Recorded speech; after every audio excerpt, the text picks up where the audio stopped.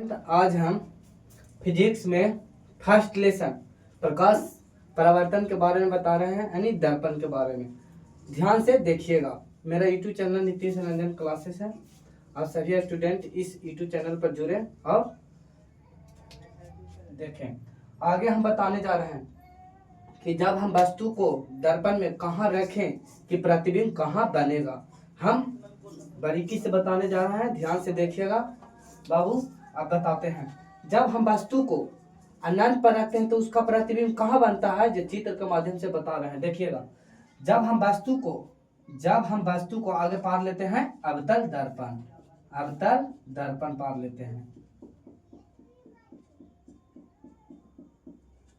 देखिए, अवतल दर्पण पार लिए। अब हम बताते हैं, हिया हो गया पी, यानी पी को बोला जाता है ध्रुव, आई हो गया प्रधानक। अब जब हम वस्तु को कहाँ रखते हैं उसका प्रतिबिंब कहाँ बनता है, ये देखिए। ये हो गया प्रकाश। क्या हो गया बाबू? प्रकाश। तो प्रकाश तो अनंत पर रहता है, उसका लिमिट तो कोई नहीं होता है। देखिए, तो ये प्रकाश हो गया बाबू, प्रकाश हो गया। तब प्रकाश है तो यहाँ एक प्रकार का वस्तु है प्रकाश। तब प्रकाश से जब गुजरता है किरण तो हिया से, यानी हिया से भी जाएगा वस्तु से, तो यहाँ पर ही यानी एफ यानी मुख्य फोकस, यानी एफ का मतलब मुख्य फोकस होता है। तब यहाँ से टकराएगा, दर्पण से टकराएगा, तब मुख्य फोकस पर आकर जमा हो जाएगा। जहां जमा हुआ बाबू वहां प्रतिबिंब का निर्माण होगा। यहाँ हो गया सी, यानी सी का मतलब होता है वक्रता केंद्र। अब पहला समझ में आ गया होगा, यानी पहला समझ में आ गया होगा कि जब हम वस्तु का अनंत पर रखते हैं तो उसका प्रतिबिंब मुख्य फोकस पर बनता है। अब दूसरा चित्र के माध्यम से बताने जा रहे हैं। बाबू लिख देते हैं भी कि मुख्य फोकस पर बनता है। मुख्य फोकस पर बनता है। अब चलते हैं दूसरा चित्र के माध्यम से। जब हम वस्तु को अनंत और वक्रता केंद्र के बीच रखते हैं तो उसका प्रतिबिंब कहाँ बनता है, हम चित्र के माध्यम से ये भी बताने जा रहे हैं। ध्यान से देखिएगा। हम आगे लिख देते, पार लेते हैं अवतल दर्पण। अवतल दर्पण का मतलब होता है अंदर वाला धसा होता है और बाहर वाला उभरा होता है। अब पार लिए अवतल दर्पण, यहाँ से खींचेंगे रेखा, यानी बीच में जो खिंचा है उसको बोला जाता है पी, यानी पी को बोला जाता है बाबू ध्रुव। पी के मतलब ध्रुव होता है। दर्पण का ध्रुव का मतलब होता है कि जहां मध्य स्थित बिंदु को, जहां पर दर्पण का मध्य स्थित हुआ, यानी मध्य वाला बीच वाला भाग को दर्पण का ध्रुव बोलते हैं। अब हम वस्तु को कहाँ रखते हैं? अनंत और वक्रता केंद्र के बीच। तो हम अनंत और वक्रता केंद्र के बीच बोले बाबू, तो वक्रता केंद्र हो गया और ये हो गया अनंत। अब यहाँ हम वस्तु को रख देंगे। अब यहाँ से गुजरेगा तब मुख्य फोकस से होकर लौटेगा, यानी दर्पण से टकराने के बाद। और यहाँ से गुजरेगा तब वक्रता केंद्र से होकर लौटेगा। जहां पर कटा बाबू वहां पर प्रतिबिंब का निर्माण हो गया। प्रतिबिंब का नाम देते हैं बी और आई। तब बताइए कि जब हम वस्तु को अनंत और वक्रता केंद्र के बीच रखते हैं तो उसका प्रतिबिंब वक्रता केंद्र और मुख्य फोकस के बीच बनता है, यानी वास्तविक बनता है, उल्टा बनता है, वस्तु से छोटा बनता है। अब अगला हम चित्र के माध्यम से बताने जा रहे हैं तीसरा। अब हम आगे चलते हैं। देखिए, जखनी दूसरा तक बता दिए थे, तीसरा में थोड़ा बड़वा भर गया था इसलिए नहीं बता पाए। आप चलते हैं तीसरा में चित्र के साथ चलते हैं कि जब हम वस्तु को वक्रता केंद्र पर रखते हैं तो उसका प्रतिबिंब वक्रता केंद्र पर ही बनता है, वस्तु के बराबर वास्तविक और उल्टा। तो देखिए, हम चित्र के माध्यम से बताते हैं। देखिए बाबू, हम पढ़ रहे हैं अवतल दर्पण पा रहे हैं। यहाँ से देखा जाएगा। अब बीच वाला जहाँ है कटा वहाँ पी है।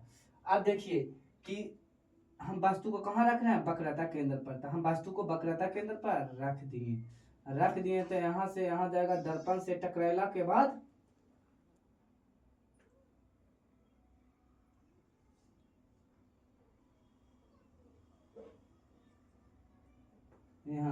यहाँ से वस्तु से होकर यहाँ आएगा, फिर यहाँ से दर्पण से टकराएगा, फिर यहाँ से टकराने के बाद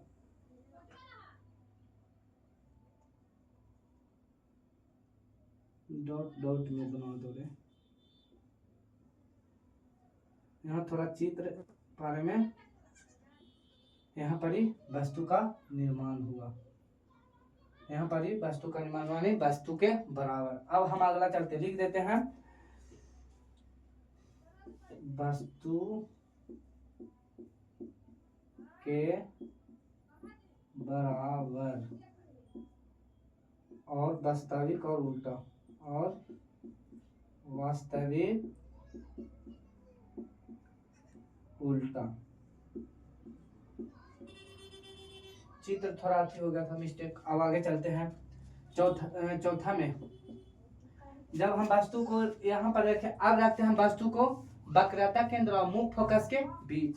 वक्रता केंद्र और मुख्य फोकस के बीच, जब हम वस्तु को वक्रता केंद्र और मुख्य फोकस के बीच रखते हैं तो उसका प्रतिबिंब अनंत पर प्राप्त होता है। देखिए हम चित्र पाते हैं, हम अवतल दर्पण ले लिए, अवतल दर्पण यहाँ से खींचेंगे। अब हम वस्तु को कहाँ, ये हो गया P हो गया, अब ये हो गया F, आई हो गया C, एने हो गया अनंत। अब हम वस्तु को कहाँ बोले बाबू, वक्रता केंद्र तथा मुख्य फोकस के बीच। तब वक्रता केंद्र मुख्य फोकस के बीच रख दिए।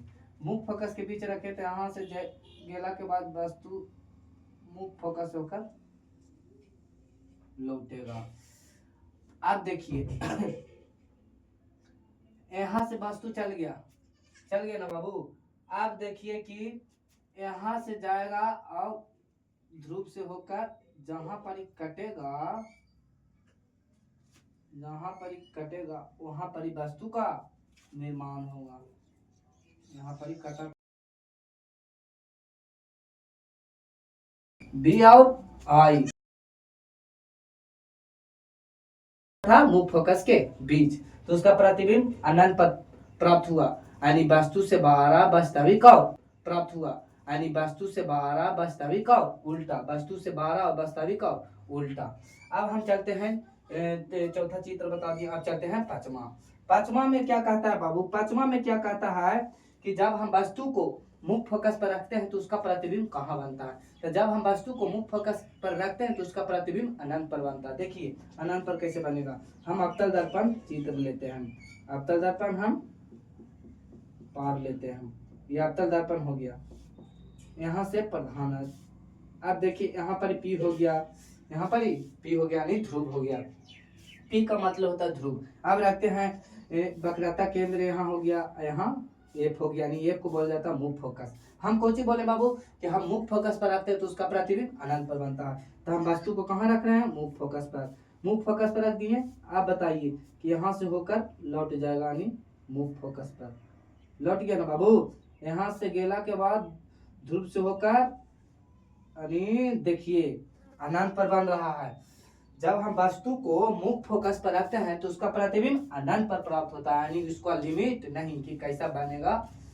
कि आप देखिए कि यहाँ रखे तो यहाँ बन गया। अब चलते हैं पांचवा बता दिया। अब चलते हैं छठा, यानी छठा में क्या कहता है बाबू कि जब हम वस्तु को मुख्य फोकस और ध्रुव के बीच रखते हैं तो उसका प्रतिबिंब दर्पण के पीछे प्राप्त होता है, उसका प्रतिबिंब दर्पण के पीछे प्राप्त होता है। वस्तु से बाहर काल्पनिक और सीधा, दर्पण में एक चित्र बनता है काल्पनिक और वस्तु से बाहर और सीधा। तो देखिए हम बन पाते हैं, चित्र के माध्यम से बताते हैं कि दर्पण के पीछे कैसे बनता है। देखिए हम आगे चित्र यहाँ पा रहे हैं, यानी अवतल दर्पण, अवतल दर्पण पा रहे हैं।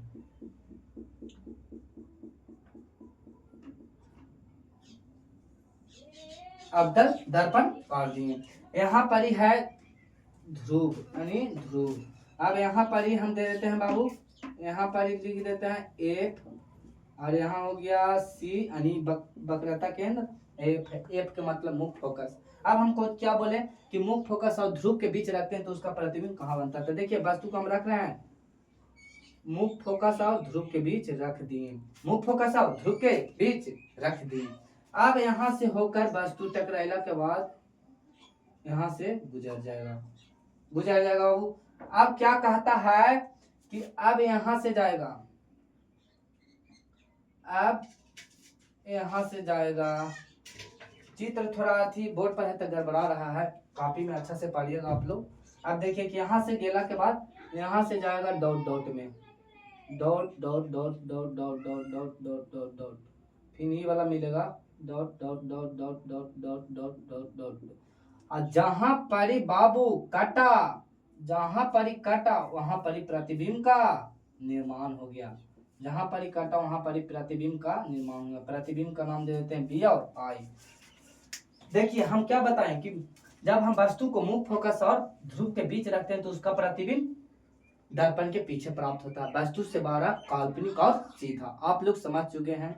मेरे YouTube channel Nitish Ranjan classes को सब्सक्राइब करें और सभी प्यारे दोस्तों के साथ शेयर करें, लाइक करें, कमेंट करें। और आप लोग अगला वीडियो में और